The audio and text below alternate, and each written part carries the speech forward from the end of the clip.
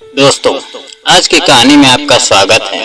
कहानी शुरू करने से पहले कमेंट करके जरूर बताइए कि आप हमारी वीडियो कहां से देख रहे हैं। अगर कहानी पसंद आए तो वीडियो को लाइक करें और चैनल को सब्सक्राइब करना बिल्कुल ना भूलें।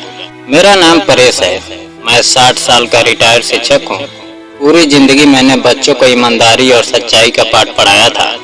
मेरी पत्नी का निधन तब हो गया था जब मेरी बेटी रश्मिका केवल 10 साल की थी। उस दिन के बाद मैंने ही माँ और पिता दोनों की जिम्मेदारी निभाई। मैंने अपनी बेटी को कभी किसी चीज की कमी महसूस नहीं होने दी। उसकी पढ़ाई से लेकर उसकी हर छोटी बड़ी जरूरत तक मैंने पूरी की। मेरे पास शहर में 3 कमरों का अपना घर था और बैंक में अच्छी खासी रकम फिक्स डिपॉजिट के रूप में जमा थी। मेरी जिंदगी बहुत शांत थी और मुझे सबसे ज्यादा भरोसा अपनी बेटी पर था। रश्मिका मेरी इकलौती संतान थी और मेरे लिए मेरी पूरी दुनिया थी। कुछ साल पहले उसकी जिंदगी में राकेश नाम का एक लड़का आया। वह इंटीरियर डिजाइनर था और रश्मिका उससे प्यार करती थी। मैंने बेटी की खुशी के लिए उसकी शादी राकेश से कर दी। शादी के बाद दोनों मेरे ही घर में रहने लगे। मुझे लगा था कि अब मेरा घर और भी खुशियों से भर जाएगा, लेकिन कुछ ही महीनों में रश्मिका बदलने लगी। पहले वह हर बात मुझसे साझा करती थी, अब वह ज्यादातर समय राकेश के साथ रहने लगी थी। मुझे लगा कि शादी के बाद ऐसा होना स्वाभाविक है, इसलिए मैंने कभी शिकायत नहीं की। मुझे क्या पता था कि मेरे अपने घर में मेरे खिलाफ एक खतरनाक साजिश तैयार हो रही थी। एक दिन खाना खाते समय रश्मिका ने अचानक कहा, पापा, आपको याद है पिछले हफ्ते आपने गैस खुली छोड़ दी थी। मैंने हैरानी से कहा कि ऐसा कुछ नहीं हुआ था। राकेश तुरंत बोला कि पापा, आजकल आपकी याददाश्त कमजोर हो रही है। कुछ दिन बाद उन्होंने मुझ पर आरोप लगाया कि मैंने बैंक जाने की बात कही थी, जबकि उस दिन बैंक बंद था। मैं समझ गया कि दोनों मुझे मानसिक रूप से कमजोर साबित करने की कोशिश कर रहे हैं। फिर रश्मिका ने मेरा मोबाइल यह कहकर मांगा कि वह उसमें नया सिक्योरिटी अपडेट करेगी। मैंने बिना शक किए फोन उसे दे दिया। कुछ दिनों बाद मेरा फोन जल्दी गर्म होने लगा और उसकी बैटरी भी बहुत तेजी से खत्म होने लगी। एक सुबह मेरे बैंक का मैसेज आया, लेकिन वह तुरंत गायब हो गया। मुझे शक हुआ।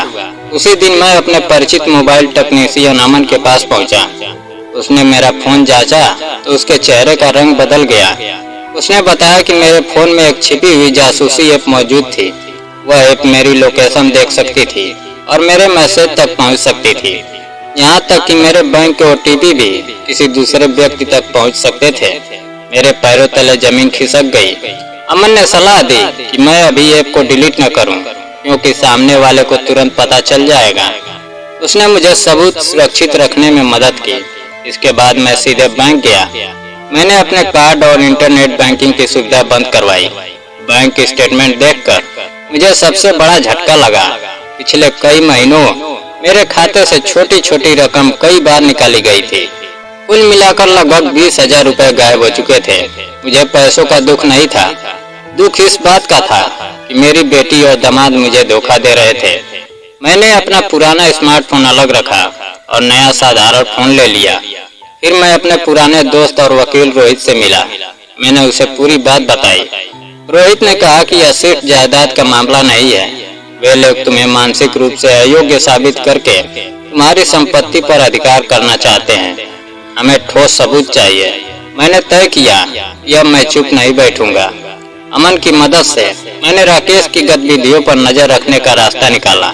कुछ दिनों बाद मुझे पता चला कि राकेश अपने ऑफिस जाने का झूठ बोलकर शहर के एक बड़े न्यूरोलॉजिस्ट के घर जा रहा था। मुझे शक हुआ कि वह मेरे खिलाफ नकली मेडिकल रिपोर्ट बनवाने की तैयारी कर रहा है। मैं चुपचाप उस जगह पहुंचा। वहां जो मैंने देखा उससे मेरा दिल टूट गया।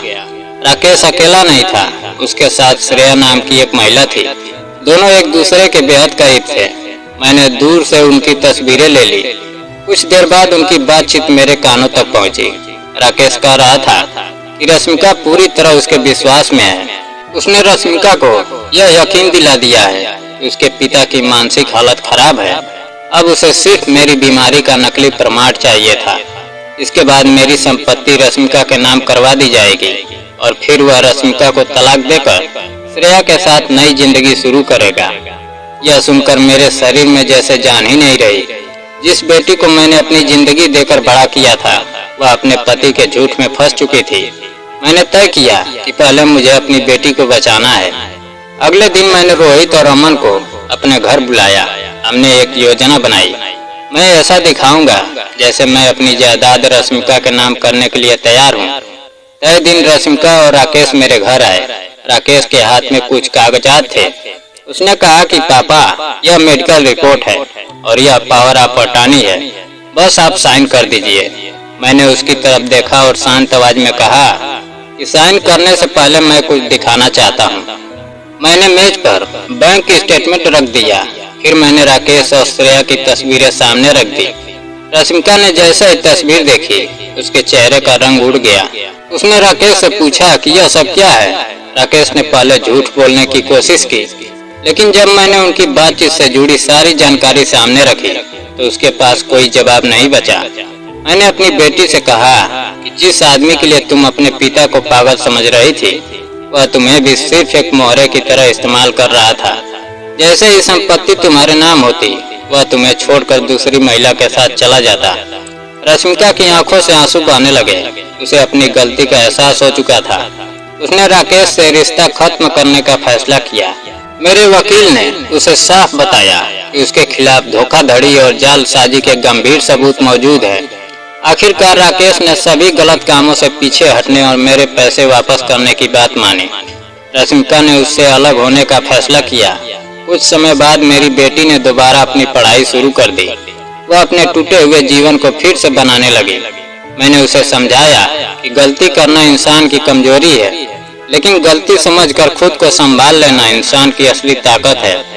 आज मेरी बेटी मुझसे पहले की तरह बातें करती है। हमारे बीच फिर से वही विश्वास लौट आया है। मैंने अपनी जायदाद किसी के नाम नहीं की। मैंने अपनी वसीयत भी अपनी इच्छा के अनुसार सुरक्षित रखी। अब मुझे पता चल चुका था कि रिश्ते सिर्फ खून से नहीं बल्कि विश्वास से बनते हैं। जिस बेटी पर मुझे कभी आंख बंद करके भरोसा था उसी ने एक समय मेरे खिलाफ कदम उठाया था, लेकिन मैंने उसे सजा देने के बजाय बचाने का फैसला किया, क्योंकि मैं आखिरकार उसका पिता था। दोस्तों, इस कहानी से हमें यही सीख मिलती है कि किसी भी रिश्ते में आंख बंद करके भरोसा नहीं करना चाहिए, खासकर जब बात आपकी संपत्ति और आपकी जिंदगी से जुड़ी हो। दोस्तों, अगर आपको हमारी कहानी पसंद आई हो तो वीडियो को लाइक करें और चैनल को सब्सक्राइब जरूर करें। जय हिंद।